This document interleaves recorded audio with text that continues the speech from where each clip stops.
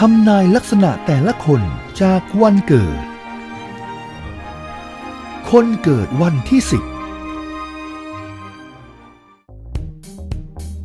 ลักษณะนิสัยของคนที่เกิดวันที่10ก็คือแข็งหรือไม่ก็แกร่งนะครับเป็นคนที่มีปัญหาบางอย่างมาตั้งแต่เด็กจะโดยรู้ตัวหรือไม่รู้ตัวก็ตาม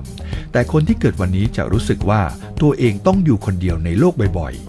ถ้าคุณมีคู่รักหรือคู่ครองที่เกิดวันนี้อย่าเผลอไปท้าทายให้เขาหรือเธอเลิกราฟ้องหย่าเป็นอันขาดเพราะคุณจะไม่มีวันได้เพชรเม็ดนั้นกลับมาอีกเลยครับ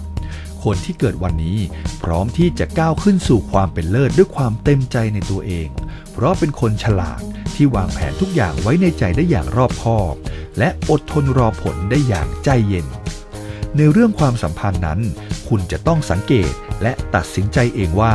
ควรเลือกแบบไหนคุณไม่ต้องถามแต่คุณจะต้องเสนอแบบที่ถูกใจเขาหรือเธอด้วยตัวเองแล้วก็ไม่ต้องรอถามด้วยนะครับว่าชอบแบบนี้หรือเปล่าอาชีพที่เหมาะสมสำหรับคนเกิดวันที่10คือศิลปิน